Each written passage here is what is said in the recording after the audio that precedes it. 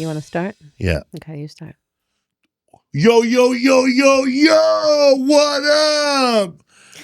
Yo, it's Felipe Esparza right here with Lisa Money, and that's Lisa with a big E, motherfuckers. I prefer to be known as Nino Brown. Right here with China Brown right here. China Brown. Nino Brown right here, man. Nina Brown. Cash Money. Yeah, Cash man. Money This Brothers. is my hat right here, man. Cash Money Brothers, because we are talking about some New York stuff, New York independent movies. Not all of them. There's so many. We only got through 3 this week, guys. So it'll be a normal size podcast today. Shout out to Isaac Hayes who made this Lego. It's gonna That's gonna fall apart right before our eyes here if we're not careful. Yeah, that's a Lego Adidas shoe with real shoelace. Yeah, Yep. that's cool. Oh my God, broke it. Spoke too soon. Put it on display and hide the back. Oh my God. This is not a blanket, it's my fur coat. I thought we were getting rid of blankets in this new era with our new but set. people started advertising on my big bulge. I never saw any comments on this show. Well, now that it's green right here, they could just add whatever they want, like a green screen. Green screen. They could make me an ocean if they want. Note to Ramel. Let's think of ideas to fill that spot. Especially with this jacket right now, you can sell advertisement right now. Well, you can just turn it into a television, change the channel. Yeah. New Jack City, So the people. first one we're going to talk about is New Jack City. We're going to talk about King of New York. And another one, Requiem for a Dream. We stuck this time with drug and gang movies together based in New York. I know there are many, many more, but these are the ones in the 90s. These are the ones that really impacted our culture. And changed the game. And changed the game. And style and added especially in Requiem lingo. for a Dream and stuff too. Style. I didn't know that New Jack City, Cooper, right? Michael Cooper? He's the writer, yeah. That he's the one that came up with that phrase New Jack Swing. He told Teddy Riley he should name his new genre of music, and I didn't New Jack know Swing, based on the movie. That the soundtrack from that New Jack City was as popular as the movie. Yeah. Like they were going to buy the song because I didn't know the song was in it, and I liked that song. I wanna sex you up. Oh yeah. True Color. No, Color Me Bad. Color Me Bad. Hey. Color Me Bad. Isaac, pull that video. Everybody that band is a but fan don't of play Rafa, the audio, right? Huh? Is that Chubby and Rafa? The band? No, there's a skinny guy that looks like Horseshack in that band. Skinny, Remember? okay. Well, I don't know if they're all skinny, but I thought they were all just keep chubby. thinking about this guy on the on the right. They used the Candyman, not Candyman. Candyman used the same sample, but the song is from Betty Wright, right? Yeah. It's a Betty Wright song. See the guy in the back? That's what I it. wanted to be. Which one? The guy in the blue shirt. See, one guy looks like George Michael. There's a George Michael guy, and then there's Arnold Horseshack in the back with the curly hair, who I think is now bald. You gotta know your ability. My hair would never get like that. Look at George Michael in the back. See? Oh, that's weird. Isn't it weird? Right there, though, that guy with curly hair is me. That's Horseshack. That's not. Yeah. That's not you. Oh my God, they're working so hard on those dances. Boom. Yeah. That was not a boom. Oh that's my cool, God. Man. Okay. No, he's Horseshack. Pull up Horseshack with long hair. He is, but Horshack, I think. I don't know. I just saw that guy I saw that guy with a saxophone. Kenny G. Kenny He's G. Kenny G too. He's not gangster. Although his last name is G. G. Anyway, let's get to the trailer for... I didn't know that, but yeah, Kenny G took the G out of OG. And just left the O. Now it's just oh. Okay, let's play the trailer for New Jack City here. 1991. New Jack City came out 7 months after the other movie we're going to talk about, King of New York. Yeah, they came out so close together, but both of them separate ideas, separate stories. Wesley Snipes, he wanted to play Ice-T's part, by the way. He was cast for Ice-T's part. No, he wanted to play him. Oh, sorry, I'm thinking of somebody else because Lawrence Fishburne was cast for Wesley Snipes' part originally, and then he begged relentlessly to play. I'm sorry, this is New Jack City. I'm sorry, This is New Jack I'm already City. mixing them up. I'm telling trivia from the next movie. No, New Jack City. You're right. Yeah, he wanted to be Appleton. Yeah. But Ice-T was the biggest rapper in 1990 at this time, the biggest, and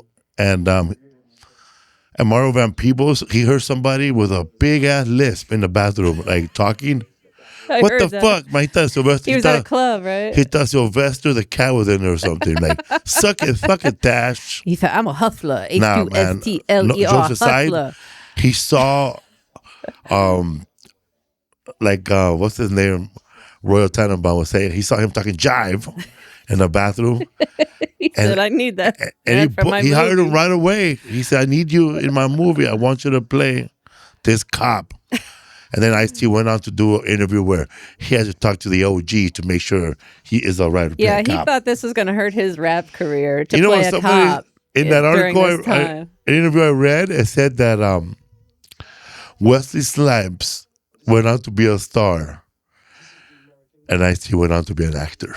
That's true. Ice-T, first of all, to say that Ice-T was the biggest rapper at the time was just crazy. I mean, it's true. But it's true. You can't even think of anyone. Because now, I mean, he couldn't be more embarrassing when you look back at some of the rap. I mean, his rap is so basic. His rap. You want to know something? So take out clean. It was the beginning.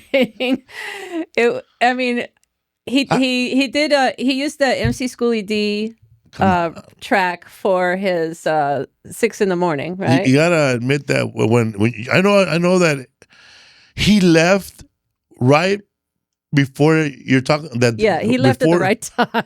He joined a rock band. Because remember, once Rodney Dangerfield came out with Rapping Rodney. You're not wrong. Rap changed. And people were like, we got to up the game in hip-hop. They were like, we can't do this anymore. Also, the movies, before New Jack City, there was nothing like that before. No. Everybody was happy. It was about 16 Candles. Where's Rapping Rodney? No respect. No respect. Rapping Rodney. I hate this song so much. Well, you got this. You also had the Chicago Bears. Look at the Chicago Bears rap. Stop and New England Patriots. The New England Patriots. The New England Patriots one is the worst because that song doesn't even make any sense. New England, the Patriots, and we. Every team had one, right? What does Patriots and we mean? And then wrestling, the WWF at the time, now WWE, they had all those guys. There's the Boz, right? He's Boz. None of them could dance, and they're all doing their own version of the electric slide. But this isn't the Icky Shuffle because the Icky Shuffle was separate. Oh, yes. This is the first one. Who's holding the guitar like they're... This killed rap out there in the 80s. It did. It hurt so bad to watch this. And it was the time when you should have been watching it and going, oh, this is pretty good. Oh, my God.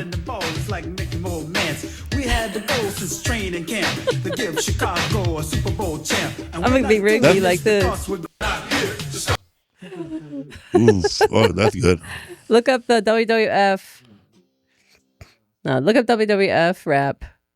And also, rap song. This is embarrassing. There it is, the second one. Yeah. Oh, he's wearing tux with no sleeves on. Why do they all sidestep and fly? I don't know who decided to do this choreography, but it hurts, man. It hurts.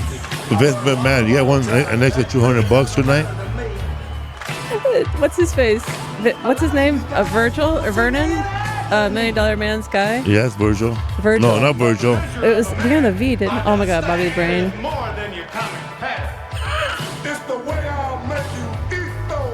Man, they slowed this way down for the guys with difficulty keeping a beat. It's so slow. The black people are dying inside. Stop watching wrestling after this. You stop watching after this. Coco Beware's dying inside somewhere, and so is Junkyard Dog, right? And look, Virgil's mad. Is his name Virgil? Yeah, Virgil. Virgil's what came to my mind. Look at Hercules Hernandez, he's still alive. Jimmy Hart down there. Look at King Kong Bunny out of beat. Oh, the what are the Russian guys' names? Nikolai Volkov. Nikolai and, Volkov, go Tito Santana. That's Randy Savage, Macho Man Savage, and Elizabeth. Hillbilly Jim, man. Rest in peace. Oh, Coco Coco Beware, right man. there. Junkyard Dog. Face on. Oh, it hurts. All these guys were buying drugs from New Jack City. That is true. All these guys couldn't wait to go party after this. Especially Elizabeth. Miss Elizabeth down there was the biggest partier of all these people, and unfortunately lost her life because of it. But that's so crazy. Oh, When you're watching this, eyes. man, if you have this cassette or an album, send us a picture. If you have this on cassette, it's time to schedule your colonoscopy. That's what it is, because you're in your 50s now. If you have this Sorry. in cassette, man, here's a number to AARP. They're giving out pens. You should know. You got 2 last time. I got 1. Oh, look at his boots. I like how they try to keep their rivalries, you know, Look like at- keep their look, they have mean fucking- faces. What? Look at They have Jake the Snake in the back. He shouldn't even bring a shirt. Oh my god. Who's that Roman guy? What's his name? Hercules Hernandez. That's Hercules Hernandez. I don't even remember him. That's Looks like Lalo the Road Warriors Alzado. back there. They were on for a King little while. Kong Bundy. The Samoan one-man gang who later on became that black dude, something. Oh, and he was all African. Yeah. He had like African Yeah. teeth Jake and the bones Snake, and look. stuff. Yeah. Oh my god, Kevin. that has like 1 tooth. Who's that guy? Nikolai. Ivan Koloff. Yeah. I thought, oh, Hacksaw Jim Duggan. I saw Jim Duggan. Okay, this is All right, man. memory lane. Oh, While we were watching this, our family was partying like New Jack City. yeah. So anyway, this. Let me wipe the tears from my eyes. I'm laughing at that. New Jack City, you can play you played the trailer. Set in Harlem during the crack epidemic of the mid to late 80s. And you said it started around the same You know time, right? For LA? You know, Martin Lawrence was supposed to play Pooky. Yeah, I got these facts too. Okay. I want to talk about the movie first. Oh, go though. ahead. Yeah. Everybody's like, who's Pooky? Yeah. it's Pooky. During How can the, you not know, the man? crack epidemic from the mid to late 80s. Pooky was created. That name maybe it was a nickname in the first place, but it became associated with drugs and like crack pipes and it's stuff. to this as day, the man. He's Pooky. smoking that Pooky. Smoking the Pooky. That is from this movie. That's This sad. movie had such a cultural impact on many, many things, but that's just one of them. But it's focused on Nino Brown, played by Wesley Snipes, and his gang, Cash Money Brothers. He starts to introduce crack to the neighborhood and soon sees everybody there becoming a customer and You an never addict. smoked crack? Never. Because, see, I heard once, and I'm glad I never did. I heard that you smoke it and you're addicted immediately. Pretty much the first hit, the first time you do it, you're addicted immediately. And I knew I didn't want to go down For that those of you guys path. listening here, now that I'm clean since 2009, I could tell you right now, man, and you can just talk to your kids. Crack cocaine, heroin, it's only addicting if you live your whole life without somebody hugging you or appreciating you.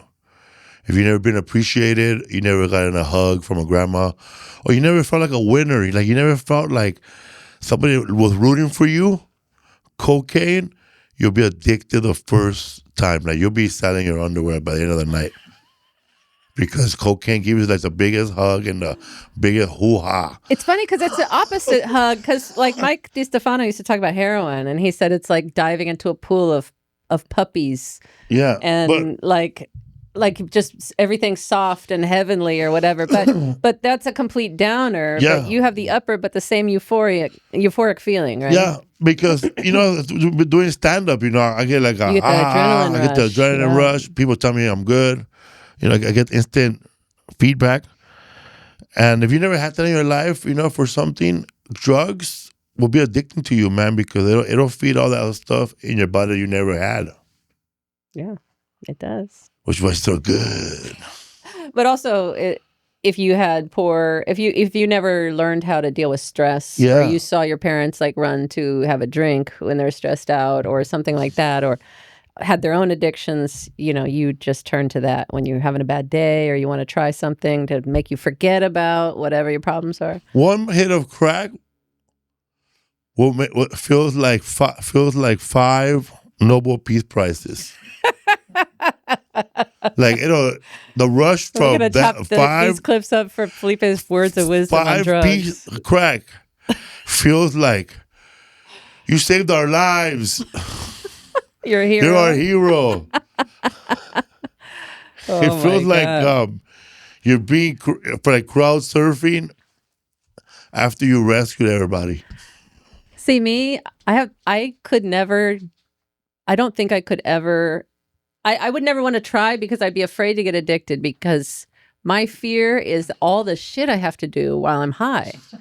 If I'm high, I am missing out on all the things I have to do in my life. There's too much to do. How do you even have time to set aside? There is no setting aside. You just drop everything and go to the drugs, Well- right? Because I would just constantly be thinking, oh, I got to pick up my kids. I got to do this. And I know that makes you forget about that stuff, but I don't want to forget about that. I can't. This is my life. I don't want to give that up. People who are like who party like me, they plan it out. Who are Yeah, you bingers, set not it the up. people that party every day. The people who party every day, we can't. You don't have any of those things. We can't help them. Yeah. They just party every day like they drink water every day. But people like me will see like, oh, I just got back from Arkansas. Tuesday, Wednesday, Thursday, Friday, I'm gonna go back to a week and a half. Okay, I'll lose 5 of these days out of the 14 to disappear. It's like planning out a vacation to go binge. Do you even binge podcast, Lisa? What are you doing to me? Good segue, Give me these drug Isaac. movies. No, this is your intervention. Surprise.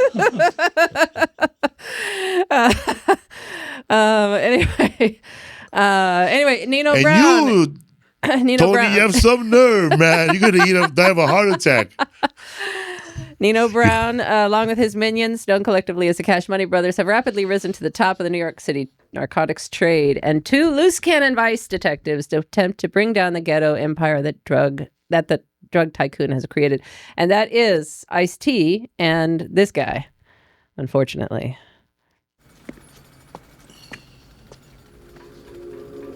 Not this guy. Who the hell is this psychedelic blot ass fool, man? Hey, be cool, be cool. This is Detective Nick Peretti, big crazy jarhead motorcycle. Nobody's freak, gonna question jet how cops like Ice-T you, could afford this big ass Wild man that apartment nobody and else shit. Has As a loft cop. studio, like it looks like an art gallery. This apartment. So what y'all come here for, man? To watch me exercise? And he has I came here to lay a name. Let's not forget the Nino eyeliner Brown. that he's wearing. That's very Sidekick gangster. Gerald G. Money Wells. Yeah, they call themselves the Cash Money Brothers. Stick up a check cashing joint. Man, don't you ever talk to Malcolm X like that in front of my house. Thrill seekers want to be gangsters. I hate them. So what's up? What's up? It's They like- try to throw that racial element in It's like there. they get, Like, it's like the set, the same set designer Tax for evasion, this man. Anything. apartment Apartment and has this never whole been able to movie make anything is the stick on same ground. set No designer shit, for 1/3 OJ's house when he probably killed on those Nino's people. Payroll. The other 2/3 don't care. And Put a little Malcolm X here, eh? What you saying? Hey, listen. oh, you mean when what's his face? Yeah, pictures of the little Johnny. rascals. You mean when Johnny Cochran changed all the We white got a little picture of the pictures little, to the black little family rascals here. pictures? Okay, Yeah. just blow a buck From the with it. neighborhood. Yeah. I can trust you. Yeah, OJ's I know you lawyer give a shit. decided it would be better optics if he had pictures of black people on the wall instead of all the white family pictures he had. you gotta say that. 'Cause I know your ass, Stone. All right, let's anyway, so let's play the next one, Nino Brown. Yeah, something about his apartment, man. Huh? You think that like if he's already living in that big ass loft, he could afford a better fucking air conditioner, a fan than the one he has standing there, you know? Oh, that's just for artistic purposes, that fan. It's for color. By the way, okay, I on use this it to pause, drive. By the way, I met this guy right here. I'll be sure. He That's looks not I'll be I'll sure. I know, he looks like I'll be Akbar. sure, though. Akbar. Korean, yeah. He's, He's looking 65 and shit. is he? Where did you meet him? I met him when I was doing press with Cheryl Shepard Oh, okay. in New York. Oh, the day I was there. Oh, okay. Sherry. Yeah, okay. I don't remember him being there. No, he was somewhere else. I remember there was reptiles there. Oh, okay. Oh, that was, yeah, I remember. I was there. That was Yeah. him there? Really? Yeah. I don't know. That was a different place. Anyway, the weird thing is There is an actress in this movie named Vanessa Williams. What? That was a real Vanessa Williams? It is not the former Miss America Vanessa Williams. But then there's also this woman, Michael Michelle, right here on screen, who looks like the Vanessa Williams who was Miss America. Yeah. And I was so confused. This is not Vanessa Williams. This is Michael Michelle. But the Vanessa Williams in this movie is the darker-skinned actress with the short hair. So there is a Vanessa Williams in this movie? Yes. Okay, I'm so confused. That's why I told you. But I was pointing her out. She plays Keisha. Go ahead, play. Get high. Real high and There's real Da fast. Da Da Man, Radio Raheem, Bill Nunn. Alan, what? that's Vanessa You Williams going right crazy there. over this? I mean, really, it looked like cracked off pieces of soap. Vivica Fox wanted to play this, huh? That role? Colombians and the Dominicans I didn't have shown see us that. the way. And the shit is large. But the lady was working on a soap opera in New York. Go on other days I believe that, on the yes. street corner. Yeah. You change the product. You change the marketing strategy.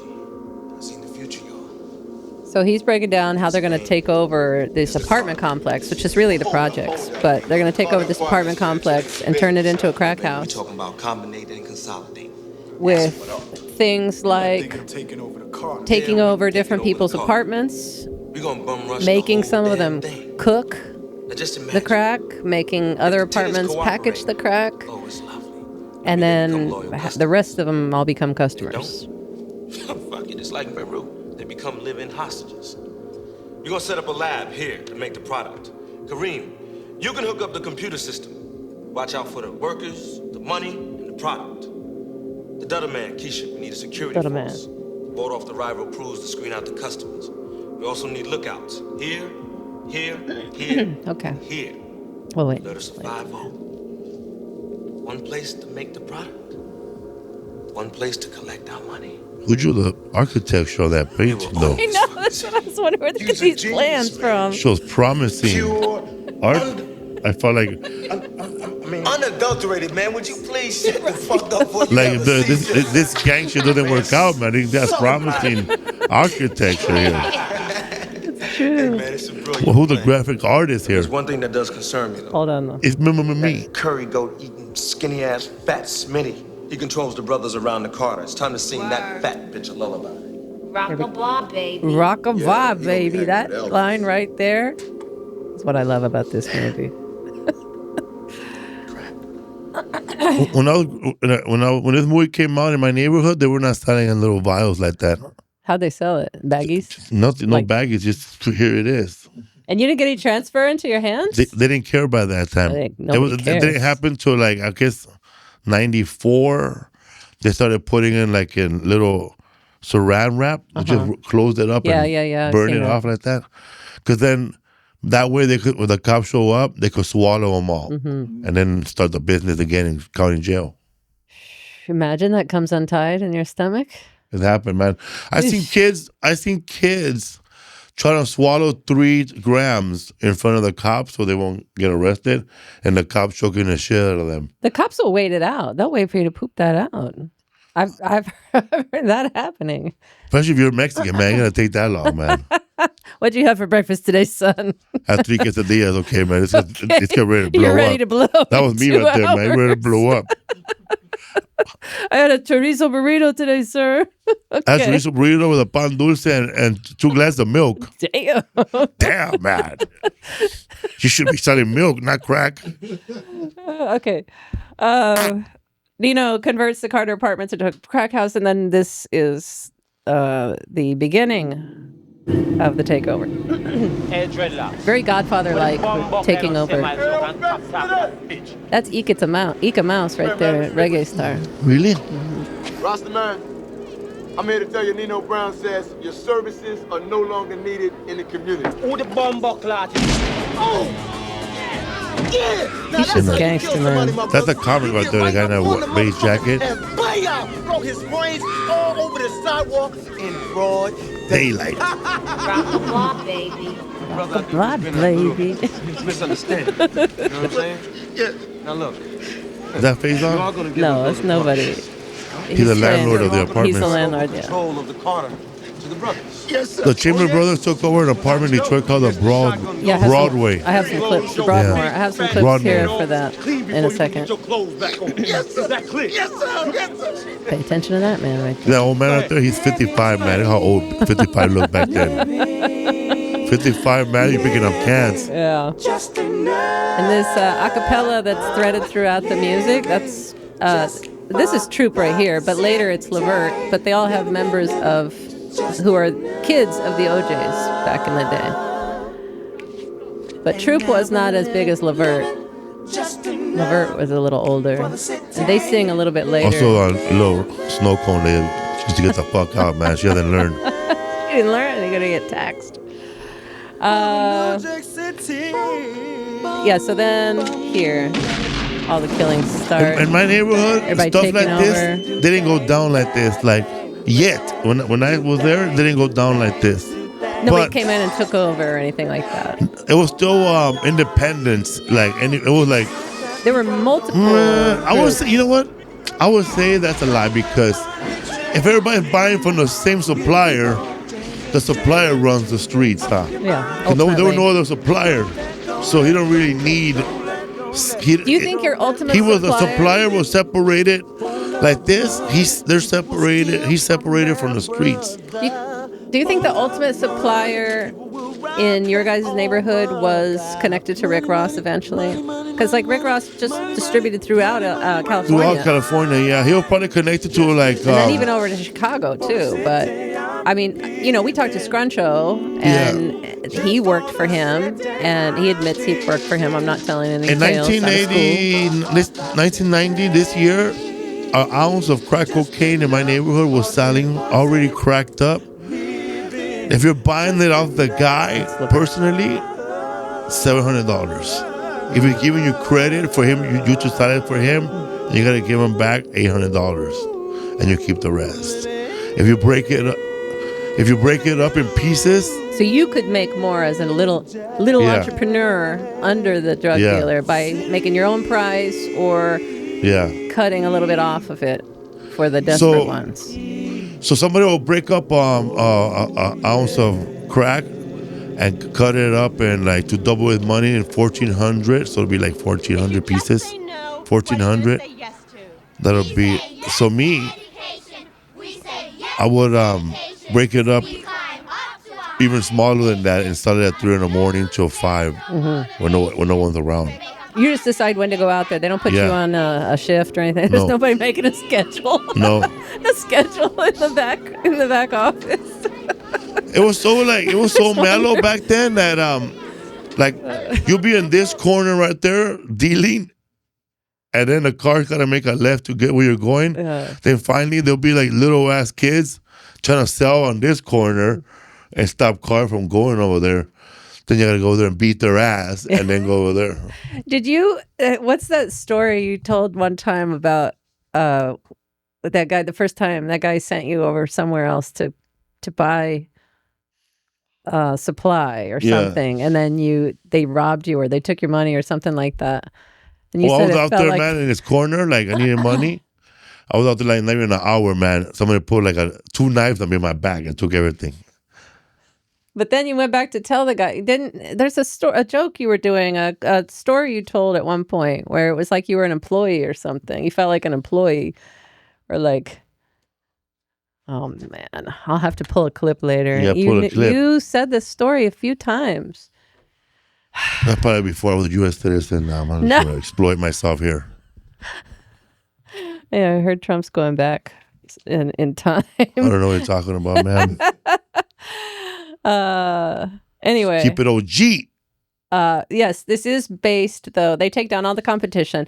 And this story is based on the real life Detroit gang known as the Chamber fool, I Brothers. went back to that guy and I said, they robbed us, bro. Go, they robbed you, motherfucker. And then that fool gave me like a gun and they go, we're going to go out there and get that shit back. And I said, damn. I said, you went from worse to fucking worser. He goes like, I don't know if I got fired or promoted right here. Oh man! And I said, nah, man, this isn't the life for me. And then that guy went over there, man, and he was just hitting everybody he came across. Like, this guy, pa, this guy, pa. And then, nah, man. It was like the worst. It's like, oh, man, it was like a, yeah, it was a nightmare, man. It is. Sounds like a nightmare. I didn't sleep for 3 days. I was like this. You weren't even doing coke. Oh, the guy had my ID back. He gave my ID back, so. He had your ID? Why? So I told that guy, take whatever you want, but just don't take my ID. He goes, don't tell me what to take. They took my ID. And then when the guy had my ID, he goes, this is the guy thought he was smart. And then my friend hit him in the head hard. Okay, so get back to the fact that, yes, it is based on the Detroit gang known as the Chambers Brothers. The writer got the idea after visiting Detroit and learning about their work, their exploits. You can show this here. They got caught on tape counting laundry baskets I remember that full of one. money. They're throwing ones away. And they're giving their ones away to the needy. We can give it to the poor. They don't want to count the ones. There are too many. So they're just going to give them away. They give those ones away. You know those are coming back to them, right? Eventually. They're going to buy more crack with that. The problem was that crack and VHS tapes came out at the same time, man. Excuse me. What does that mean? This is the living room, not the dining room. You got to go. You got enough. Only not a lot of people could afford a camera, a VHS camera, but a drug dealer could. Oh yeah. So he started recording his exploits here and making an evidence tape. Yeah.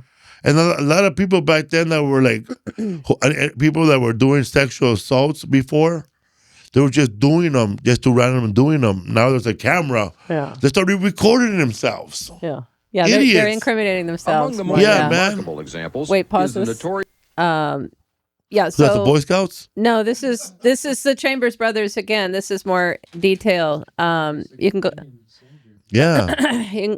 Hold on. The script was written by a guy as The Godfather Part 3 first. I don't know if you read this part. Yeah, well, supposed to be written based on Nino Brown. No, it's based on Nicky Barnes. Nicky Barnes. Yeah, so he wrote a treatment based on Nicky Barnes, who was a black drug kingpin that modeled his organization in Harlem after the mafia. And a Village Voice writer wrote a cover story in 1987 called Kids Killing Kids, New Jack City Eats Its Young, about the drug war in Detroit. Now, I don't know why Village Voice, they're writing about Detroit drug war, but Quincy Jones read the article and then set up a meeting with that writer to further develop the story focused on Nicky Barnes. And then it went to Sundance and got wide release after that. But this movie made the most money of any independent film that year, 91. Nicky Barnes sat on the commission. He what? On the commission, like with a mob. Oh, yeah. The council. The council, yeah. The council, yeah. No, but he sat before that was his council, but he also the Italian commission. He sat on. He was part of that. Yeah.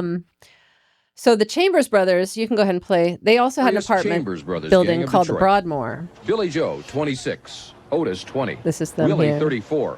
And the ringleader, Larry, 38, He looks like were a recently ringleader. convicted of operating a crack cocaine Looks like the empire boss of all that those employed guys. hundreds of people. This is crazy to watch. To make the raw cocaine into crack rock. They took over apartments, They had just couriers cooking in their deliver the drugs apartments. to gang salesmen at Yeah, more man, than you need a big 500 paddle. crack houses. Watch this. They use violence and intimidation to discourage Right after competitors this here. and to keep gang members in line. They recruited teenagers from Arkansas, where they're The from, profits were and staggering, up to $1 knew million that a lot a of week. people were Authorities say unemployed the down Chambers there. brothers who made this home video And didn't brought even them up bother to count Detroit the to work $1 for them. bills because it took too long. Should we throw these ones away, man, since we got $500,000? Well, I tell you what we can do. We can give it to the poor. That's exactly what I say, too. We'll just donate those to the poor. The gang has dominated the drug racket here since 1983, when it replaced another gang which had been shut down by the police. They earned about The other gang sold $250,000 heroin a day. and cocaine powder. When the Chambers brothers Within a began year, selling within the a more week. lucrative crack cocaine, they became the kings of Detroit's dope business. Soon they were recruiting gang members in their This is hometown, crazy right here, watch. Marietta, It's a Arkansas, caravan. luring unemployed teenagers with visions of luxury cars, furs, golden cash. More home video, a car caravan of young recruits on their way to Detroit. About 150 teenagers left Arkansas Crazy? to work in the gang's all crack going to houses. work up there in Detroit. It was fast money. They seen the Chambers That's come down, crazy. these fancy cars, and they wanted part of the action. Violence They was weren't also part hiring. of the Chambers brothers' Yeah, so they had action. Such a big different part that drug on each prosecutors say floor. today's They crack sold gangs drugs are alongside far families who more already dangerous lived than in the crime building, syndicate. which forced them to leave or just put up with the old the illegal activity. You can end it here.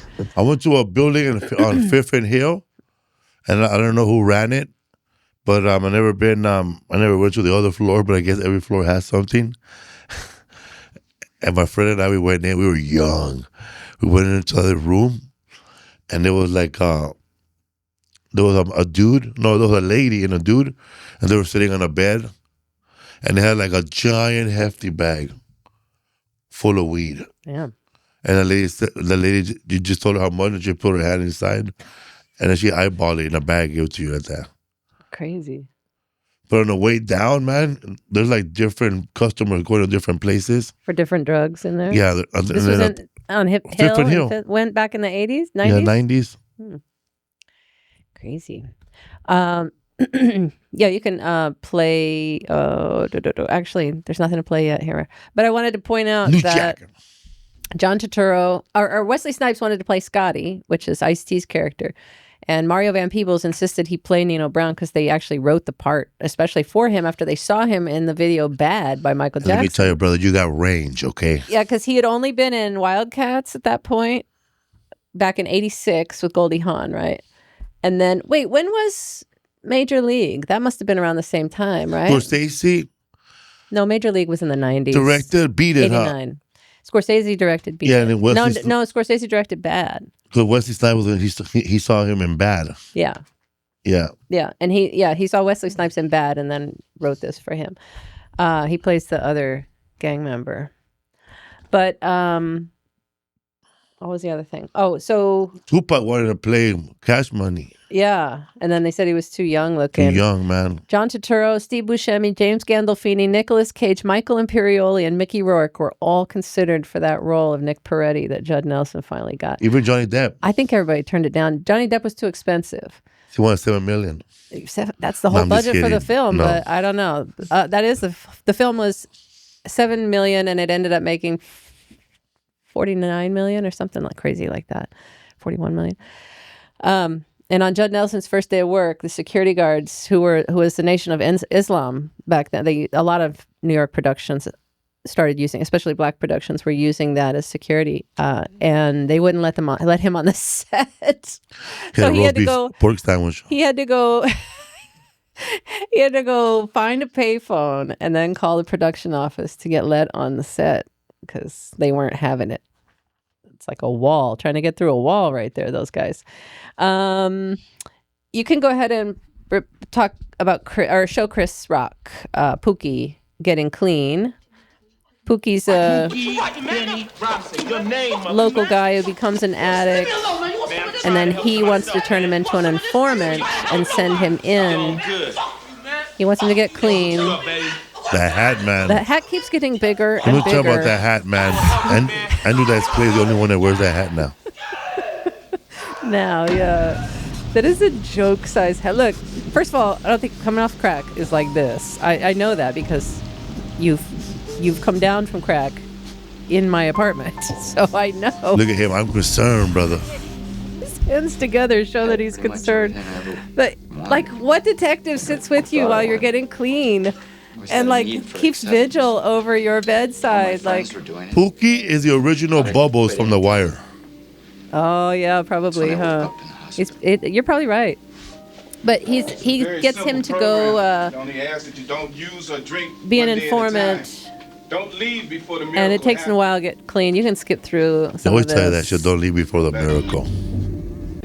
And he feels like every time he's sweating, he's like feeling like he's gonna fall off the wagon. Oh, he's on a bike back there. Look, he's getting exercise. Remember I was chasing your ass and I shot your ass in the first scene?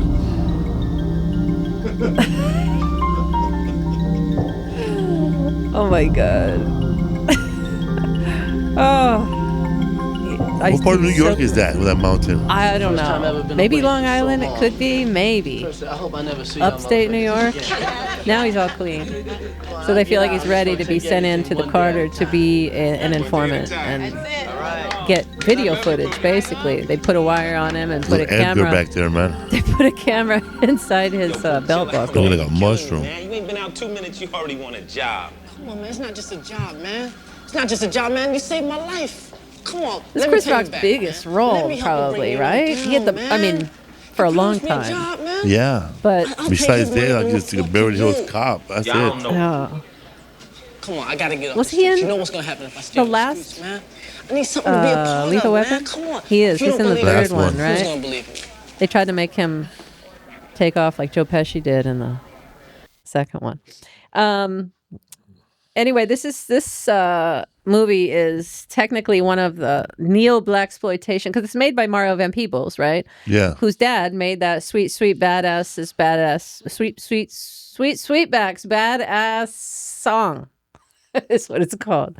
And this is neo-blaxploitation, but I wouldn't say this is blaxploitation. This is written by and created by Black people, and it wasn't like a white group put this together for them to do. But this was basically, it brought up New Jack Swing music, like you said, and Teddy Riley is in it. Keith Sweat's in it. There's a lot of people in this movie. Fat Five Freddy's in it. And when that scene where Keith Sweat is singing at the wedding, they're doing an homage to The Godfather when Johnny Fontaine is singing at the wedding. Except there's no shootout in that wedding. Yeah. You're right. I didn't put that together. You're right. But yeah, it has a charismatic Black anti-hero. People loved take your linguini ass out of here, man. They Horrible. idolize Nino Brown. I mean, he is to this day. First of all, where is it Take here? your mariconi lasagna eating. Aside from the Okay, New the Jack shit. Swing thing, this also Cash Money Records, the New Orleans-based hip hop label, is named after the Cash Money Brothers gang. Lil Wayne, who comes from Cash Money Records, has a series of albums called The Carter, and even though his last name is Carter, The Carter is a direct reference to the Apartments. And both Lil Wayne and Tyga have called themselves How about Jay-Z, Young Nino. Carter? Well, his name's Carter too, but they both refer to themselves as Young Nino too. So this movie is pervasive. So many people, it's part of our culture now, even though people don't think of it. When you watch this movie, it's kind of corny, some of it, a lot of it, especially Ice-T. But it's like, it's important to the development of the hip hop culture that we all went through at the time. Regardless of whether you experienced the drug side or not. Here is Very Pooky. East Coast, that movie. It is very East Coast. Pooky falling off the wagon here. Well, you could play this. That's the beginning of him falling off the wagon. Well, you don't have him smoking then? I do. Okay. Well, okay, play him smoking first, because that's right before he starts dancing there. This iconic scene of, oh my God.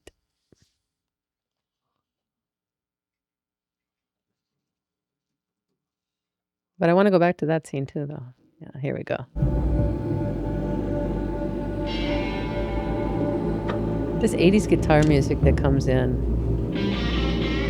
America is being taken over by crack. Yeah, it's heavy-handed with It's very heavy-handed with the message. You know how they say don't ever go too retard, don't go too this is like equivalent of don't go too crackhead. Don't go too crackhead. That scene will follow Chris Rock. He ended up doing it in forever. another movie. He ended up doing I'm it, Gonna I Get think, You, in Sucker. oh yeah, I think I'm Gonna Get You Sucker. He was just that guy who's asking for one Oh rib. no, he did it in CB4. Oh, CB4. Does he? Oh, I have to watch that again. I haven't seen that since it came out. And go ahead and play the. Actually, don't play that yet. Don't play that yet. Okay. I don't think there was a movie where they showed the lab like this before the movie came out. This was the first time I ever saw it too. So Nino makes everybody be naked. You can go ahead and play it. Go ahead. So that they don't steal. But in Colombia, they were doing that already. Yeah, and Chris is like a supervisor here. There's something wrong with your boy. But everybody will be naked in this scene, even the supervisor. Yeah. I have no idea. Well, you should. He's your plant. Why don't y'all cool out, man? You jumping the gun. Just cool out. But there's something wrong with your guy, Scotty. Let's go. 7 years. What is that? Some kind of secret code for help? No, it's a black thing. I mean, I'm tired of this government. Break up tired of this dude, man. What's wrong with you, fool? man. I'm just doing a little workout, man. It's a tough job, brother. Gotta stay in shape to do it, man. This ain't no gym. Man. A workout like this, man, boosts up working morale, Oh, baby. you think I'm stupid? Morale, this You a fool high said. motherfucker. What, you 5-0? Oh shit, his cover's blown. You gotta go, get your No gear. shit. My favorite line right here. What, you 5-0? That's the camera and the belt buckle. Scotty, help me, I'm gonna die. Scotty, help me, I'm gonna die. It's my favorite Beat line. me up, Scotty. And then they, the final chase and hunt down here, and Ice-T is dressed, more than dressed for the occasion here. I mean, you always want to maintain a low profile. This always makes me laugh.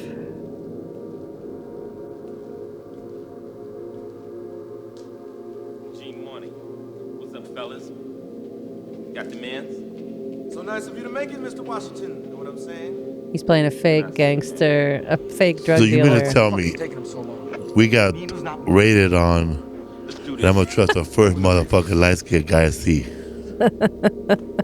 He comes in right after. The timing is bad. He comes in right after Pooky messed up. You don't think they're trying to infiltrate you again? Friends is friends. Why not? Hey man, let's just meet in the Battery part of New York. No, he's remembering where he knows Oh, I him remember from. him. He had to bend down for me to recognize him. Yo, I knew Washington. Yo, he's 5-0, man. Pew, pew. Just do it. Why is his face dirty? I don't know why his face is dirty. There's no explanation. It's so weird. It's like, it's not nighttime. Are you trying to... He's a mechanic? He's trying to be cute, bro. Like we said a couple episodes ago. His horrible scene must have been cut earlier. I think they cut a lot of Judd Nelson scenes. But it Because, was hard. He was probably partying. yeah, because if they were trying to hire Mickey Rourke and John Turturro and all these other guys who actually can act, there was a lot more acting to be done in this movie than this. It's embarrassing. This is what kills me, though. He never took that hat off. He's still walking around with that hat. Ice-T, watch. He's trying to be sneaky. Not that. Nobody could Right see him. here. He's in red. Look, he's trying to be sneaky. That's not sneaky. That's the highest hat I've ever seen. All right. Anyway, we can end this. Damn, I'm on the cover. It ends with, do you want to spoil it? I mean, this With movie's what? 40 years old almost. The old dude taking him down, taking Nino Brown, the guy you said was 50, taking down Nino Brown. And he dies, basically falling over the banister the way he killed that guy in the beginning. He was supposed to live in. There was supposed to be a part 2. Yeah. They said they had it written, but they never made it. But that one was wanted $7 million. Oh, you got the I death think scene? the American justice system is the greatest in the world. Proud to be an American. Hi, Mom. Now, Wesley Snipes really blew everybody away in this movie, though.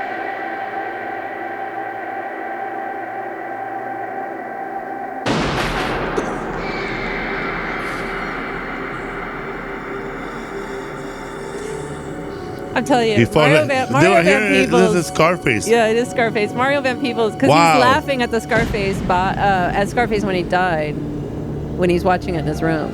Yeah. The job well done. Let me put on my glasses. Yeah, now I'm back to being Just nice. another day. Just another day. Money. How long did it take them to scout for this scene, this location right here? They could Although get there's that a fictional story, there are Nino Browns in every major state in America. There's Nino Juans, there's Nino Hong, Nino Scotts. Okay. There's a Nino everywhere. Enough. Also, there's a storm coming called El Nino. A year before. Well, actually, 7 months this movie before. right here. This one came out. You could say that it's the argument that most like black people in the East Coast have, like Latinos have. What's better, man? fucking New Jack City or fucking King of New York? What's better out here in the West Coast? Blood in, Blood out or American Me? Or what's fucking better, Tapatio or Valentina? Same argument. Let's not start that again. This is the same argument. Like, people can decide. Like, for me personally, maybe because I wasn't raised in the East Coast, I'm going to go with King of New York being better than New Jack City. I'm going to go with New Jack City. I wasn't raised in the Midwest, and I lived in New York for 9 years. But New Jack City just feels... First of all, Nino Brown, nobody can match that character. And that character is so much more striking than Christopher Walken's character in King of New York. I feel like he's like the old on the guard. wrong person. You got to focus on Lauren Fishburne's I gangster. know. He's coming up and trying to take over. I know. That look. I know. Well, he did, but we'll talk about that. But I just don't like... I feel like Christopher Walken was too much of the old school gangster thing. Even though it's very hardcore, I felt like it was more that old... Oh, and the cheesy Italian... Wait a minute. You got me in a vendetta kind of mood. Actually, I just felt like it was too much of the old school, the old school style of gangster. And that's why I like New Jack City, because it's just hardcore. Plus the music and everything, and it just was more hip-hop culture. I don't know. I feel like it was done right. And also, King of New York was mostly... from Abel Ferrara's point of view, growing up with his dad owning a bar back in the day and just seeing all the people who came through. So his focus was different. It wasn't really on the crack epidemic. It wasn't really on the people who were like taking over these apartment buildings. It was still that old school gangster mentality. So go ahead and play the trailer.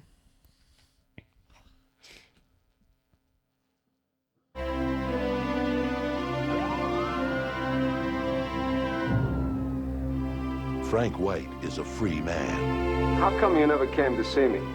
Who wanted to see you in a cage? By the way, the prison was Sing Sing. That wasn't Rikers Island. That was Sing Sing. From the reformed Frank White. I want to be mayor. He paid his debt. Go someplace where you can stay out of trouble.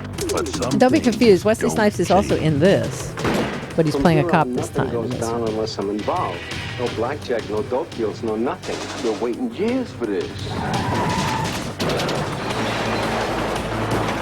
I know what you're up to, White. Forget it. I'm gonna make Victor Argo's in this. A lot of people from Jim Jarmusch's movies are in this movie. It's that same sort of indie group of people. I feel no remorse. Christopher Walken plays Frank White, who's been in prison for a while, and he gets released and plots to take over the underground drug business in New York. They'll have to do it his way. And to distribute the profits to the poor, apparently. He sees himself as a Robin Hood.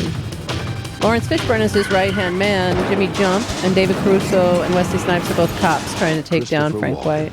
King of New York. You expected to get away with killing all these people? I never killed anybody that didn't deserve it. It was independently produced and completely financed by, it had trouble getting financed. So they got this Italian politician and former crime boss, the richest man in Italy at the time, Silvio Berlusconi, financed this movie completely. And who is Frank White in the movie? Well, I don't know. They don't say that, but he's from Italy. Like he was in Italy and he had like all these like it was basically like Trump coming to power here because he had a crime, well, similar, but he had a crime background and organized crime and whatnot, and then started like selling off his businesses and divesting himself of these businesses, and then running for political office, I guess. And he won, and he was very popular. And then he started financing films. I think he made like 5 films in the late 80s, early 90s. He was in the olive oil business back with my father. Yeah. Anyway, go ahead and play. Well, Wesley Snipes was living in his car, by the way, during the making of this film. Because like I said, he only had Wildcats in 86, then Major League. And then he was in Michael Jackson's Bad video. And then he was broke. And luckily he had 3 movies all in production around the same time. Mo Better Blues, 1990, King of New York, 1990, right before New Jack City, 91. And Jungle Fever. Then Jungle Fever came out around the same 91, 92. And that he was just a star at that point. So, and then Lawrence Fishburne, though, was originally cast as Tommy Flanagan. First of all, I don't know why that character's name is Irish, and they had a black guy cast in that role both times. So how about Red from Shawshank? I know, and hanging out with all the Irish cops too. And Lawrence Fishburne didn't want that role. He wanted the Jimmy Jump role. He wanted Jimmy Jump from The Jump. So he wanted to audition. He said he kept putting him off, and then he finally got the part by coming in and looking exactly like this. Which basically he's dressed like a jazz player with no instruments. No, he's not. He's dressed like everybody in New Jack City's trying to dress. So you're kind of right that like he started that look. It wasn't really him. The streets started that look, but he was the first in the movies, I think, to have that look. See, he's the first hip hop gangster that ever been filmed in a movie. He said that? No, that. Quentin Tarantino said, like, if you to go back, everything a hip hop He's probably persona, right. like this guy, the way he made it up, all that. Swagger. I just want to punch him. Right but you know, you could argue that people that were dressed like that and like Run DMC, they were jacking people. Yeah, I know. Yeah. So he's dressed like a new Jack Swing. No, it's the new era of. Also, Lawrence Fishburne loves root beer soda in this movie. Later on, when he makes the order, motherfucker, you know shit about Birch. Lawrence Fishburne's attitude here. This is what a lot of That's New Yorkers. Craig Robinson back there. You guys don't know this yet. Where?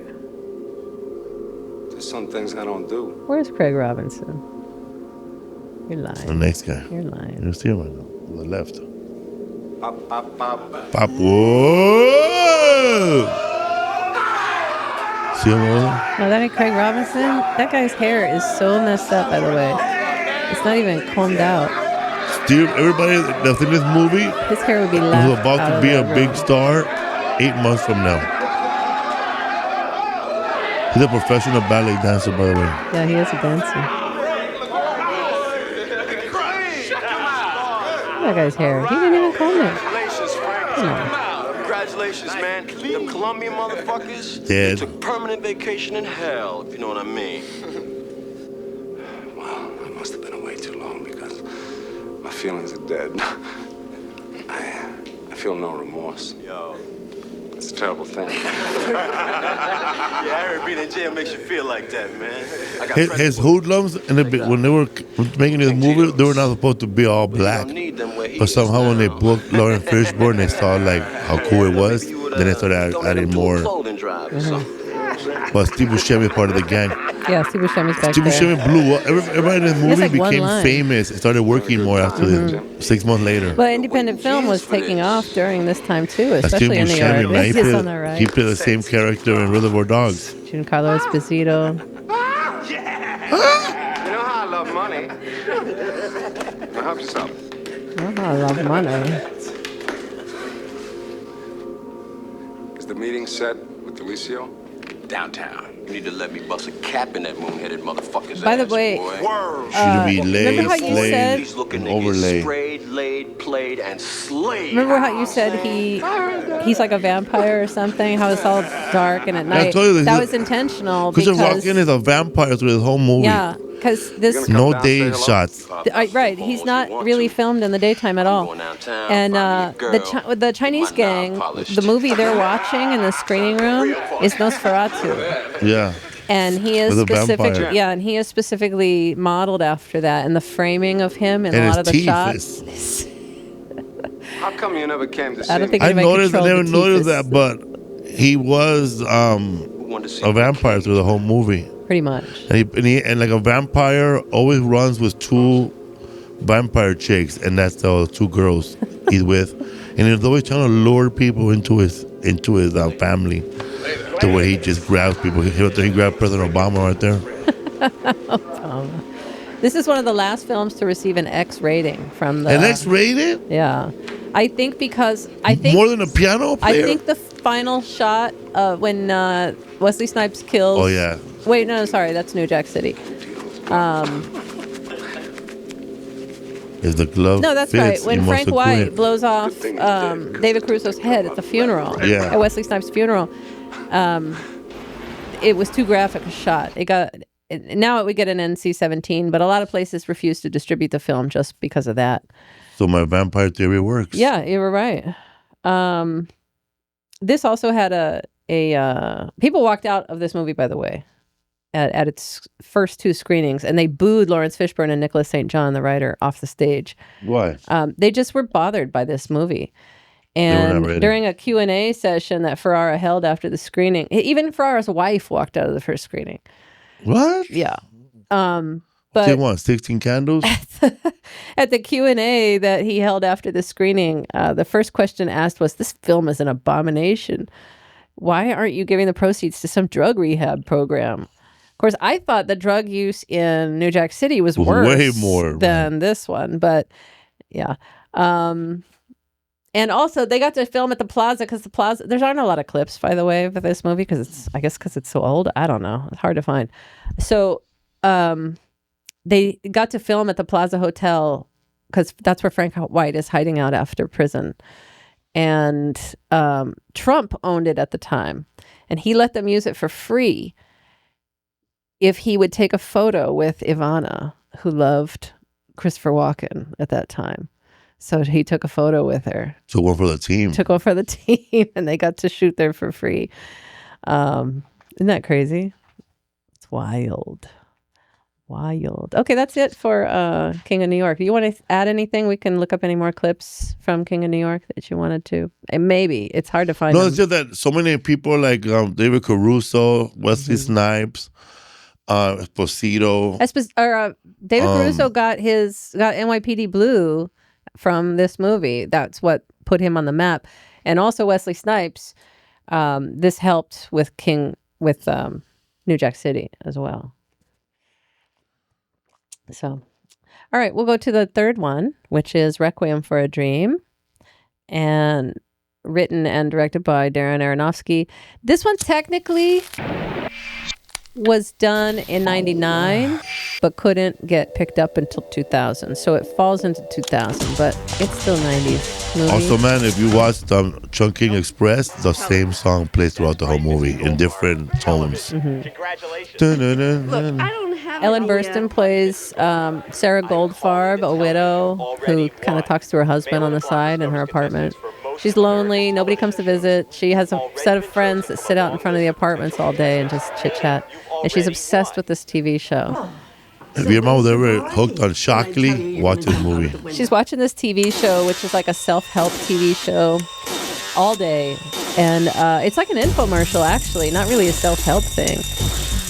And they are going to bring her on. She gets a phone call, and we don't even know. Honestly, I looked it up to see if it was a delusion that she gets the phone call saying you've won.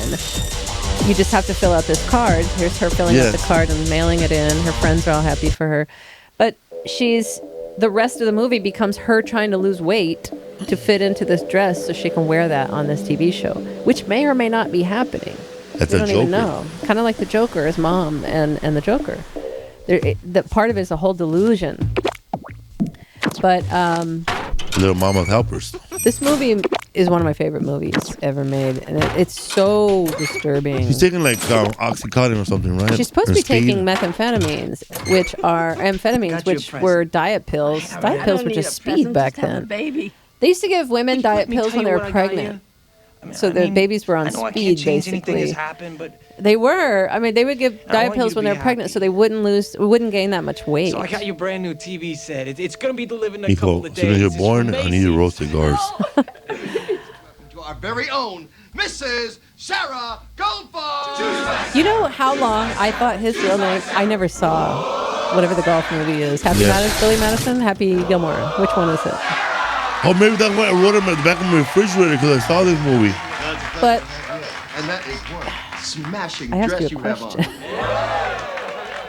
I asked you a question. Yeah, the Shooter Gavin. Shooter McGavin. Yeah. What movie is that? Happy Gilmore. Happy Gilmore. Okay. I thought for years, I never saw that movie, but I always heard people refer to him as Shooter McGavin. And I thought his name was Shooter McGavin for I don't know how many years. Shooter McGavin. His name is like Christopher McDonald. Shooter McGavin. Something. But I don't know why I thought his name was Shooter McGavin. I mean, that's just, I guess it was so iconic that that's what people called him. Anyway. People were clapping at this movie like this. Stupid. Everybody basically, so there's Harry, her son, and then his friend Tyrone, played by, her son is played by Jared Leto. What? Salamanca, didn't it? Yeah. I'm talking about the main characters. Salamanca's a small character. Jared Leto, man. He's Jared Leto short plays her in son, this movie. Harry. He's a little guy. And then Marlon Wayans in his first dramatic role, and he's excellent, by the way. And he's his friend. They both are dreaming of like making a big score one day as drug dealers and making it big, making good money. Marlon, I guess, is a DJ maybe. He has DJ equipment in his apartment. And Jennifer Connelly is not at first. She's not really into drugs that much. And she's Harry's girlfriend. And she is like a fashion designer, I guess. But she's got money. Her parents pay for her apartment and everything. And trust fund sort of thing. I don't know about trust fund, but they pay for her stuff.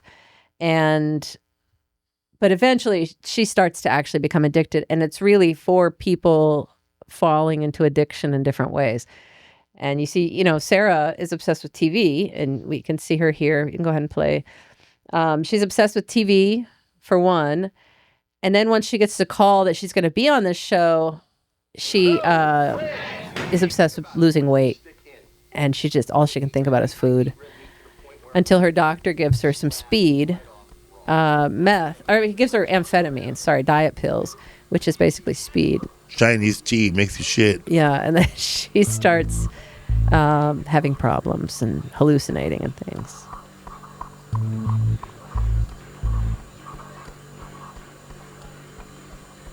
This is Felipe after like 9 o'clock at night, 10 o'clock at night. You can fast forward through the talking to the friends back to the apartment. All right. No. Oh, sorry. I think we're done with this. We'll go to the next one.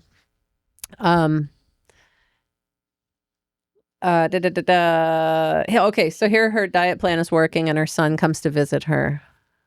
I mean, I know I can't change anything that's happened, but I want you to know that I love you and that I'm sorry. And I want you to be happy. So I got your brand new TV set. It's going to be delivered He's in been a couple pawning of her days. TV set every single day for like a month. They're like my mom and Angel when mama had Alzheimer's. Did he pawn her stuff? So happy. Hell no, he just took See it. what you're doing for your mother. Yeah, so he's pawning her TV set, giving it back, See pawning that? her See more? TV set, getting it back, and See then how good your son is?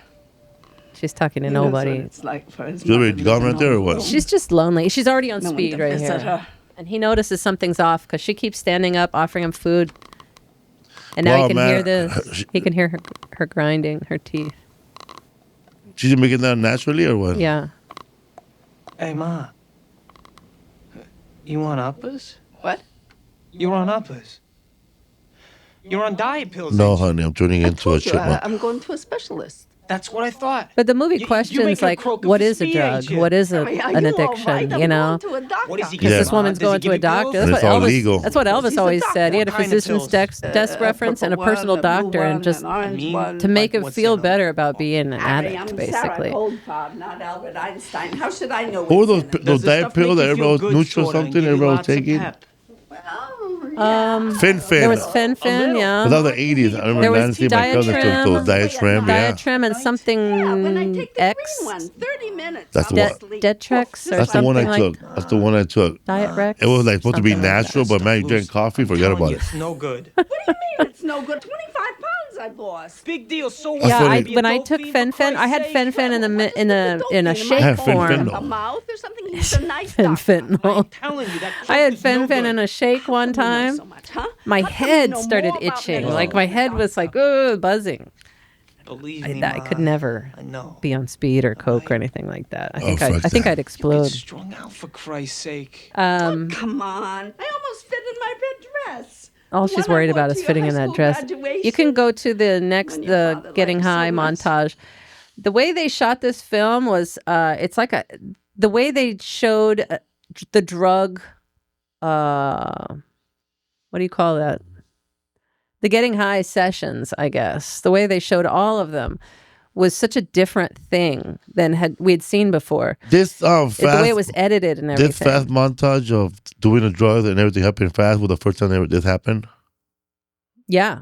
Because then that movie Snatch, when the guy does Yes, goes yes. to London, everything happens fast. Like he takes his Alka-Seltzer, and he takes a shot, and then you see him like them stamp the ticket, and the next thing is landing.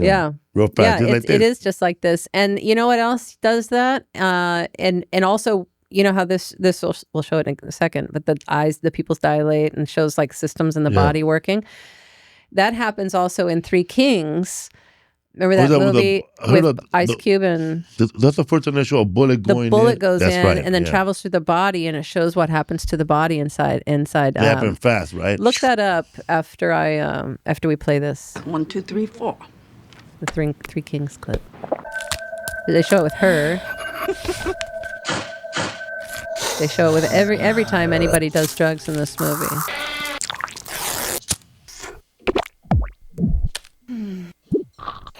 Such a great depiction of everybody, huh? Yeah, the quickness with which, the process. They all have a system too. Like She's popping them, drinking coffee. That's me drinking coffee. He like rips it off with his teeth every time. And he's shooting up. She's not. Then they all run out. And they all run out, and they all become. She says not working though. Yeah, they all become desensitized to it. Their tolerance builds for it. Look up Three Kings bullet scenes. You could see it here.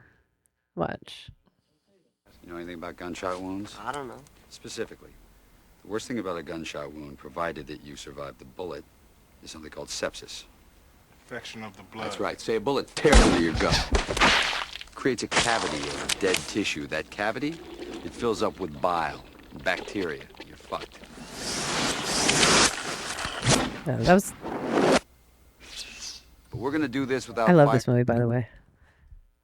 Spike Jonze, one of the best directors. I want to see one at that meeting, Doritos with sour cream. He made the Sabotage video, the Beastie Boys, by the way. And he was married to With my goods, he isn't. You got a Sophia toothbrush? Coppola. We're going to London. And I swear he Guy made her Ritchie. films. to London. Heavy. Shut up and sit down, you big fat bald fuck. Most films have about, in an average 90 to 100 minute film, there are about 600 to 700 cuts. This movie contained over 2,000 cuts. This film.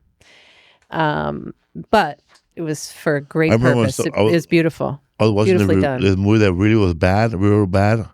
And they were talking about cuts and deleted scenes. And I left a comment about them was, so you mean to tell me that this movie could have sucked more? Maybe the way it was cut is what made it suck. That the editing is so important, man. It is probably the most important. I think it's more important than directing. Although the directing, we had to cut the whole scene because the camera landed on the guy's head. it's not just about cutting though. It's putting things together. It's putting images together, putting sounds together, hitting a sound at the right moment to make you feel a certain way. Like I was wondering the other day, and if there are any deaf people watching, please let me know. I was wondering the other day, do deaf people get the same feeling of fear and what do you call it? Tension building, suspense when they watch a horror film because there's no music. They don't hear any music. They don't hear any doors creaking. They don't hear any footsteps. They don't hear, I mean, isn't that how would you suspend disbelief? No, there's now you can watch a movie it with... just says like door creaks. They don't know what a door sounds like when it movies creaks. where you go, like they did for the Bad Bunny video. Yeah. Where there's a person right there, and if there's a noise coming, she'll go like this, like ring noise. But even if they sign, door creaking or whatever they're going to do, I think this is door, right? If they do like door creaking, then, and if you have no frame of reference of what it sounds like when a door creaks, what does it matter? And you're not hearing it also along with the suspenseful music, the violins, like Psycho, watching Psycho with no sound, It's a whole different movie. It's a whole different movie. Or Jason. So do they feel the same? Do they even enjoy watching horror movies the same way? Because do they get scared? I don't know. They gotta wear a jacket and feel a tap. That's like 4D. I gotta do the rest of them. Okay, the 4D experience.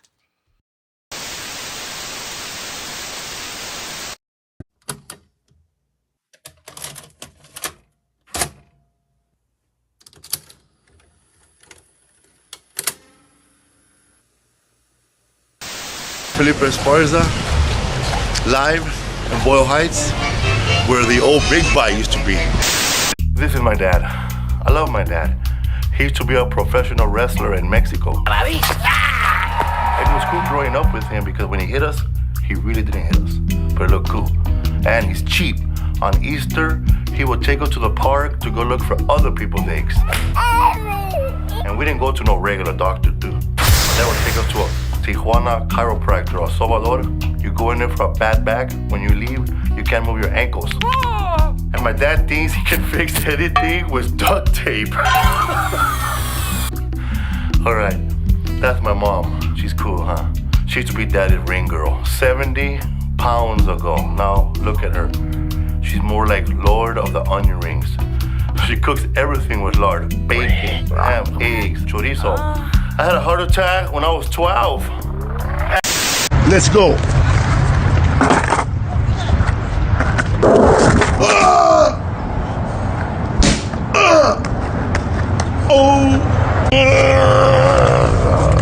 Tickets on sale now at my leisure tour.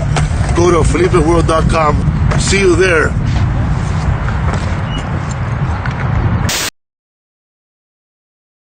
And now back to your regularly scheduled program. We're back. And just finishing up the Requiem for a Dream discussion here. But yeah, this movie. Jared, go ahead. Maybe not want to do drugs ever again. This movie made a lot of people not ever want to do drugs. It really is a... You mean I want to go to a dentist or anybody with sharp objects, not trusting people, not heroin, man. Like, yeah. And they never mention, nobody ever mentions the word heroin in this movie. But you know what they're talking about. There's a part of this movie where it makes me sad, and you can feel like the frustration and like the point of view of the heroin addict, real hardcore. Because I've been there, man. I've been there when where the neighborhood is dry and there's no drugs. You're desperate, man. You're desperate. People are willing to drive with expired tags to Lancaster, California, from Los Angeles, because there's drugs over there. Yeah. Risk your life. Yeah. And that's... Well, I know you're going to show it, but later on we'll talk about I've got the warehouse a bunch scene. of clips right It's now, sad. and that'll be it. But first, we'll show Harry and Tyrone, Marlon Wayans and Jared Leto, who are deciding on a big score to finally make it big as drug dealers. Because so far, they don't make any money. They're broke. They made a big score, but they also forget that they're addicts. There it is, baby. And their addict behavior comes in here. Shall we try? No noise, no audio. Wait, Ty. There we go. Look.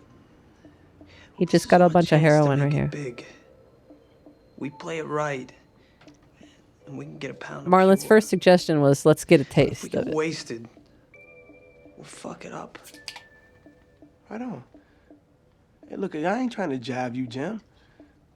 I don't want to be running the streets my whole life with my sneakers all ripped up, my nose running down to my chin. All I'm saying is we should take a little taste so we know how much to cut. It's business. Fair enough.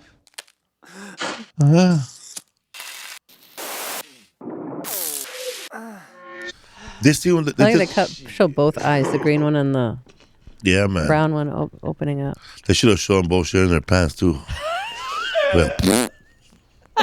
Let's show like who left That's on the director's cut. They should have left that bigger shit stain. You know what I mean? You really want to show how bad it is? Show that part. Oh yeah, heroin. Or vomit to coming out of their mouth. Faucet. Train spotting. Oh yeah, train spotting. Gross. Oh yeah. He did because she's got two addictions here. She's got three. She's got food, TV, and then loneliness. No, then it's the speed. The loneliness is an addiction. That's just her problem that she's dealing with. She's imagining everything. That's Felipe. Little toys. What? That's Felipe late at night, imagining everything turning into food. Totally. Watch. Oh. I don't know what kind of food that is, but whatever. She's thinking about food that George Costanza mom thinks about. Yeah, where'd they get bologna sandwiches? Food from the 50s. So big. But the refrigerator just keeps calling to her. But the desperation for everybody sets in around this time in the movie here.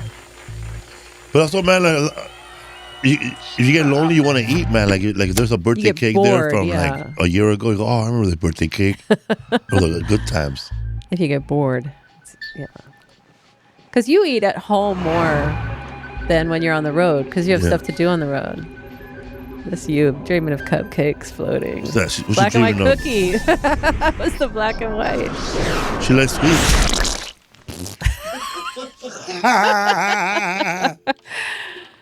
Oh, so she's concerned now.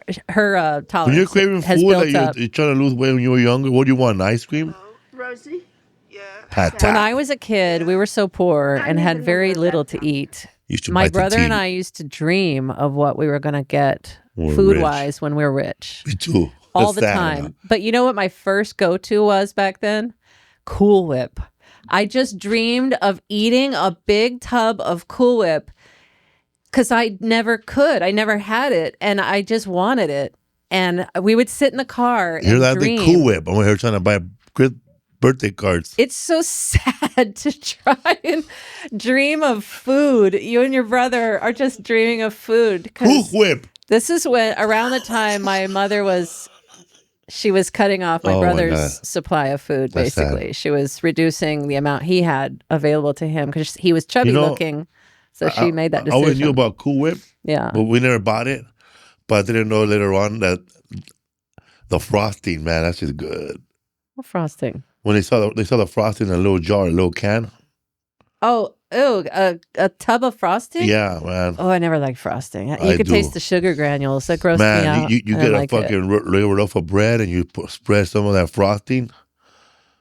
Once they came out with whipped cream frosting, everybody started making cakes with whipped cream frosting. And I was like, this is what we should have done the rest of always. My mom would make her own frosting, but she made it with just like a buttercream frosting is made with powdered sugar and butter, probably, and a little bit of milk. But anyway, off this, I don't want to turn this into what's up food. So okay, everybody's running out of drugs toward the end of the movie here. It's dry, man. The desperation is building. Honestly, the French Connection got busted. When I saw the first A24 movies, I thought they had to be affiliated with Darren Aronofsky because they felt like Uncut Gems and some of those others, they feel like this movie. And this could have been... Abel Ferrara gets that feeling, man. It's not Abel Ferrara. This is Darren Aronofsky, who made Pie and some other movies. But Pie got him the ability to make whatever he wanted after that. So now they're dope sick here. What are we going to do? And they don't have any money. Well, you have to do something, Harry. I mean, it's your fault that we don't have something for the morning. What are you talking about? You were all hot in the biscuit to get off last night. That is such bullshit. What is hot in biscuits? What does that mean? What was I supposed to do? I'm going to sit around and watch you push off and not go myself? Just don't put it all on She me, thought, okay? that's funny. This is an addict fight right here. Yeah, it's typical, man. He goes, it's your fault you got high. Yeah. And did the last, but you got high. Yeah, but you did the last of it. Yeah. Don't worry, man. it up again. So all they've done is chip away at the supply that they were supposed to use to buy more and get bigger score and make money. So they just went down the hole of getting more and more addicted. You got your good news, you got your bad news. I hear he's talking about a big shipment coming in. Good news is, a couple of days, there's gonna be some crime back on the street. Really? Mm-hmm. Really? You promise? Angel. Yeah? Yeah, he said Sal to keep some word to the streets and let a couple of keys go for the Christmas season. You know, him being a good Christian. That's when they go to the grocery store, right? And the grocery store, by the way, there was a lot of real addicts that they pulled off the street for that scene. And where was that? If I put my notes in here. Yeah. But a lot of them were leaving to go get high or getting high on the set. Yeah. They were, because it was like 3:00 and everybody was jonesing. It's fucking insane. You can go to the next movie, the next clip. Just showing more desperation. And here he's basically asking her to prostitute herself for money by connecting with some guy that has money that likes her. And I guess she's done it before, this guy here. Right here, Bezos. This scene, he had to eat 5.5 steaks. It seems like. He didn't have to. Well, he didn't have to, but Are you depressed? he ended up doing it. No, it's nothing like to try that. and because every time they did I've been a really scene or shot this scene, Oh, yeah. he had to eat more steak. I would have loved to eat more steak. That's wonderful. So she's basically trying to hit him up for money and then offering to have sex with him. To be perfectly frank, It's like a female comic trying to pay for her apartment. So how's that pocket working out? No. Engineer fucked me. well, it's usually the case. When you get a call from someone you haven't heard from for a while. So you doing don't tell? Everything's fine. Nah, my fucking set's too dirty right now. I told you already. Don't tell. Actually. Is don't tell comedy? Is that all clean stuff? Yeah. Oh. How did Gabby do it? Hilarious female comic begging, calling her ex to pay her rent. This doesn't really happen. This movie goes back and forth between a little bit of fantasy and reality. That's such. You have to go back to Top Berry. Top Berry. I need to borrow some money. May I ask what for? We're trying to get this podcast going, and What do you want the light off for? I just do. we just need equipment and Never did before. the sound. A legit editor with. I prefer a guy with autism. They're the best. Except you can't yell at them. They start crying. Don't yell at the engineer. His head, man, is perfect for like Mr. Operation, man. Hey. Oh, not really. No, he looks like the guy with the magnet guy. You know the scene right here over in that movie where the black girls rob people, set it off. Jada Pinkett gets to go ask for money from somebody. From a guy? And the same, just like do this. that? And then she goes over there throwing up and then writes a little poem. So he's imagining that what she must be doing while he's sitting there waiting for her. He's watching Home Shopping Network. And then she finally comes home. And it's just this. I love this. This is like the change in their relationship here, because they were a happy couple before. I mean, I was partying with this guy. And now she's going back home after doing the deed. I was partying with this couple.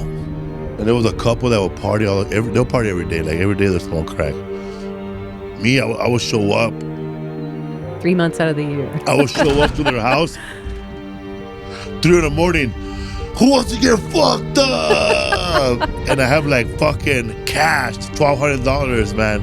Just enough to go on vacation for a whole week. And but before I would get there, I would never. Sometimes I wouldn't see his wife. And I go, "What's your wife?" And he don't say nothing. He'll go to the bathroom. Then the guy that lives there, he'll walk up to me and go, "She's over there on Figueroa and San Fernando somewhere doing party favors." party favor. She's blowing up balloons or what? Or what? She's blowing up something. That was his wife? Yeah. He was just okay with that. But the neighbor was telling me that, but not him. Crazy. Yeah, that's the sad part. I mean, guys can sell their bodies too, but as a woman, you know, at some point, if you're an addict, you're gonna end up at this point. This girl was slick though, man. She'll put a guy's pants down like a paisa, and then while she's handling, she's robbing him and his wallet and everything in the bottom of her with one knife. Because whatever they're paying you, it ain't enough. Tell you what. So you gotta be careful with crackhead because they try to light your balls. It's very strange. Mer! They don't even touch. Give me They that don't joke touch. 2 times. They don't touch here. They don't talk. Not a word passes now because they both know what. That's like when you find out you were dating your sister the whole time. Oh, jeez. It's not like that at all. Go to the next. Oh, jeez. Oh no, that's all right. We just showed that. So and then she gets. What's the actress name? Jennifer Connelly. She was in Labyrinth. Connelly. Yeah. No. Jennifer Connelly I don't know that girl's has name. been the same age her whole life. She was in a movie called. She's a little older now. You could tell. She was in that movie. She was in Labyrinth first. With Robert De Niro. That doesn't look like Jennifer Connelly at all. American Story or Jennifer has the big eyebrows. History of America. She's in America. She's in Once Upon a Time in America. Once Upon a Time in That America. is what she's in. Yeah. Not her. Child actress. Yeah. Jennifer Connelly was young when she She's a started. little pony that did in the mall. What else? Oh, there's more. So she's desperate again. The guys end up going on a road trip to go find more heroin, I guess. And she's busy earning. Florida. I know they're going to Florida, man. Fucking take a nap. And she gets more. She gets deeper and deeper into her own addiction, and she gets more desperate for money. And she has nothing. He's left her with no drugs and no money. So, and she can't call her parents. That's her pretty much her supply of money. Because her parents have given up on her. So here's more desperation. And she goes to Keith David, who I guess was a regular back in the day. She's done this before with him. You know, I know where you can pick up a real nice taste. Though it's more like play. Sunday night? He's inviting her to some crazy... That's how we met the mom from there. Something about Mary. I can't, I'm busy. Anyway, I'm not really hooked. She says I'm not really hooked. So he said no. But it's a real nice taste. So he gave her drugs right there? Yeah, heroin. He didn't pay her then. He just gives her the heroin. Yeah, he said he don't deal with heroin, but he has a lot of heroin. Yeah. Okay, Mrs. Goldfarb, I'm just trying to answer. And then my here questions, she's in a hospital when did you now. start taking the pill? For speed, huh? She's, yeah. Summer. Her addiction. She still thinks she's going on this TV show. This place in the sun. You remember when Mama had Alzheimer's and she thought the angel took her to New York. I said, we're done. We'll get you fixed up in no time. He said, that was me, It was me. Did she really say Angel Yeah. took her to New York?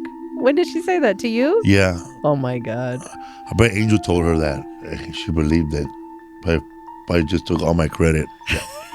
All your credit. Everybody in this movie ends up in a fetal position in the end. Hold tight, man. Hold tight. Wow, I didn't know that. Yeah, they all do. Do something about this arm, Ty. Let's see his arm. Let me see what it looks like. Yeah, this arm. This What? isn't even the worst of it. This is when it's starting to get bad. And he still shoots up in there. Oh, damn, Jim. He's got an Ugliest infection. motherfucker I ever seen. Fuck that. When I was in rehab and we were taking a blood test, there was a guy heroin guy that was all far gone. None of his needles in his arm worked. Yeah, you don't The have any one more. in Your his- veins collapse sometimes. The one in his penis didn't work. The one in his toe didn't work. The I used one to see in, people shoot up in their toes in New York City the when I one in first his moved there. neck didn't work. He had one left right here. This one. Yeesh. Right here. That's a big one on your They on shot your him right wrist. here. But the other one was already done. Like, The where do you hand, stop? the hand veins collapse more easily than the other veins in your body. He's in jail, or he's not yet, but no, he is in jail right now. He's processed. He's waiting to get. Everybody out. that's back there shops at Walmart. Or at one time. This guy's a big pervert, man. I don't know why he's doing Oh, that. this is killing me. He's only a pervert in one movie. We haven't shown that one yet. But he's such Dylan Baker. He's such a good actor. He's the guy that says last one came out sideways in Planes, Trains, and Automobiles. The hillbilly I'll be back in a minute. drives them in his truck.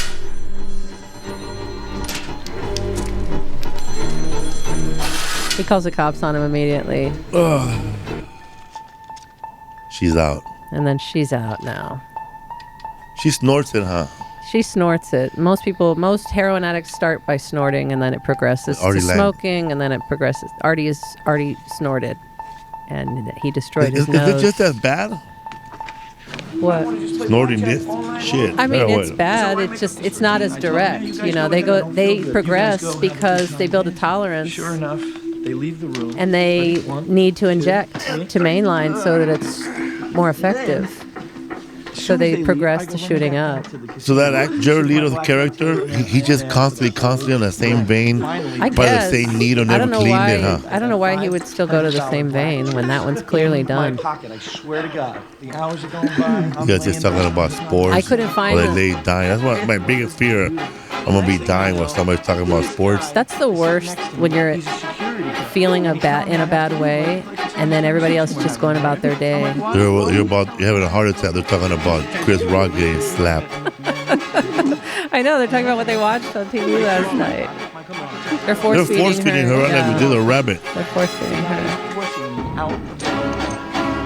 This is very barbaric, man. That's the way it goes down, or what? Well, it's a mental institution, basically. Oh, she's a mental and institution. She's a danger to herself. Look at how they just show her eyeballs looking like her boyfriend's He's arm. not in jail here. He's waiting for Jared Leto, Yeah. isn't he? Okay. But he's the only black guy in that neighborhood, Yeah. so he's gone. He eventually gets thrown in jail. The guy right there sitting in the back, he played. He had another role where he didn't talk, and You have to eat, Mrs. Goldfarb. If we're gonna get you healthy, you have to eat. We don't have The to Fugitive. show this anymore. We can end it. But we'll do a couple more. When are you coming home? We'll go to the next one there. When he finally calls her, but he's in jail. Soon. But he's not telling her he's in When? jail. She's about to go to that orgy party that Soon. for work. You holding out, For right? drugs, Harry? I guess. She's not getting paid. Can you come today? well, they're throwing money. I guess they are throwing money on them. But she's getting paid in heroin officially, I think. He said it's a nice taste.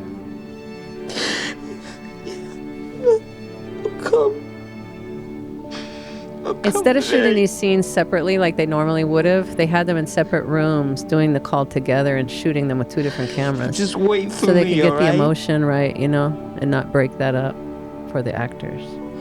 They could hear each other on the phone. Yeah. Marion. Because usually they just do a voiceover. Yeah. Marion. Yeah. Or the guy eating a yogurt, he's telling a But they're nice- really shooting in separate rooms at the same time, having the conversation. They just felt like it would bring the emotion out better. He's not telling her he's in jail. He's not coming home. Mrs. Goldfarb? You all right? And she's gone through shock treatments and everything, so, and she's just a shell Mrs. of her. Goldfarb, we've tried Or Carrot Top, man. several medications. You can go back. You can go to the next one, and this is the rock bottom here of the whole movie. They This is stole my a- props. It is a heavy movie. What do I do? So what are we gonna do now? So she's got to do a sex show now as her thing with all these I was a business prop guy in guys. the movie. I had to lather that thing 10 times. You're a prop guy. Anyway, it's death and destruction at the end. They say that Tyrone is the only one really capable of being helped in that movie. Marlon Wayans. The others are just destined to fall apart, not survive. I think Tyrone's character is always going to fall into trouble by being at the wrong place at the wrong time. That's true. I think that will get him in Because he trouble. was at the wrong time at the hospital. Like, Yeah. he could have been waiting in the car. Yeah. But he put himself there to get in trouble. And he put himself there to work for a deaf drug dealer. Deaf? Oh, yeah, that guy is deaf. Yeah, that's why he gets shot in the car, and that guy is deaf. Yeah. I heard the guy was shot because he was ratting. I thought mom's a word. I Forgot about the deaf drug dealer. Anyway, those are the 3 movies for this week. Check them out. Let us know what you think. And we'll be back next week for more. I thought that that movie, King of New York, was very. You're right about being more like exploitation movie. I wasn't saying that was exploitation. I was saying New Jack City was black exploitation. Yeah. Well, that's what some people called it, neo-black exploitation, like the new black exploitation. But I wouldn't categorize it that way. They're just saying because it was like street stuff, street drugs, and street crime, and then like a charismatic black hero. It was shot that it fit that, but I don't even though agree it was shot by a major motion picture. It was the released as an independent movie for a major motion picture, huh? It was an independent film through and through. And actually, that was... I don't know about that. Huh? So New Jack City was a major motion studio that was given an independent budget. It premiered at Sundance, and it got picked up there. It was done. It was done for no money. Quincy Jones was involved in developing the story. This is an independent film, though, and it went to Sundance, had its premiere, it got picked up, and the rest is history. You even Binge? I'll see you next week. Taking my stupid microphone. Am I my brother's keeper? All right. See you later. Do you even binge? Do you even binge?